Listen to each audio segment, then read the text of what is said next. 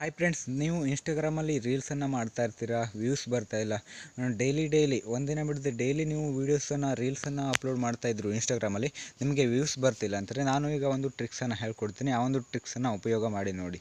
ನೀವು ಯಾವ ರೀತಿಯಾಗಿ ವೀಡಿಯೋನ, ಯಾವ ಕ್ವಾಲಿಟಿಯಲ್ಲಿ ವೀಡಿಯೋನ ರೆಕಾರ್ಡ್ ಮಾಡಿರ್ತೀರ ಅದು ಕೂಡ ನಿಮ್ಮ ವ್ಯೂಸ್ಗೆ ಇಂಪಾರ್ಟೆಂಟ್ ಆಗಿರುತ್ತೆ ಫ್ರೆಂಡ್ಸ್. ಆದ್ದರಿಂದ ನೀವೇನಾದರೂ ಸ್ವಲ್ಪ ಕಡಿಮೆ ಕ್ವಾಲಿಟಿಯಲ್ಲಿ ವೀಡಿಯೋನ ರೆಕಾರ್ಡ್ ಮಾಡಿ ಇನ್ಸ್ಟಾಗ್ರಾಮಿಗೆ ರೀಲ್ಸನ್ನು ಮಾಡ್ತಾಯಿದ್ದೀರಾ ಅಂತ ಇದ್ದರೆ, ಅದನ್ನು ನೀವು ಬಿಟ್ಟು ಸ್ವಲ್ಪ ಜಾಸ್ತಿ ಕ್ವಾಲಿಟಿಯಲ್ಲಿ ವೀಡಿಯೋಸನ್ನು ರೆಕಾರ್ಡ್ ಮಾಡೋದಕ್ಕೆ ಟ್ರೈ ಮಾಡಿ ಇವತ್ತಿಂದ. ಇದರಿಂದ ನಿಮಗೆ ವ್ಯೂಸ್ ಸ್ವಲ್ಪ ಜಾಸ್ತಿ ಬರುತ್ತೆ ಫ್ರೆಂಡ್ಸ್. ವೀಡಿಯೋ ಕ್ವಾಲಿಟಿ ತುಂಬ ಇಂಪಾರ್ಟೆಂಟ್ ಆಗಿರುತ್ತೆ ನಿಮಗೆ ವ್ಯೂಸು ಜಾಸ್ತಿ ಬರಬೇಕು ಅಂತೇಳಿ.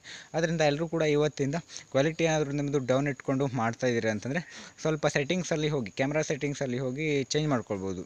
ಯಾವ ರೀತಿಯಾಗಿ ಚೇಂಜ್ ಮಾಡ್ಕೊಳ್ಳೋದು ಅಂತ ನಾನು ಲಾಂಗ್ ವೀಡಿಯೋ ಕೂಡ ಮಾಡಿದ್ದೀನಿ. ಅದರಲ್ಲಿ ಹೋಗಿ ಚೆಕ್ ಮಾಡ್ಕೊಳ್ಳಿ ಯಾವ ರೀತಿಯಾಗಿ ಮಾಡೋದು ಅಂತ.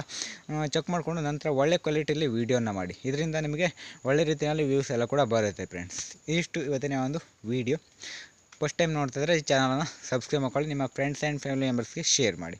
ಮುಂದಿನ ವಿಡಿಯೋ ಮತ್ತೆ ಭೇಟಿಯಾಗೋಣ. ಬಾಯ್ ಬಾಯ್.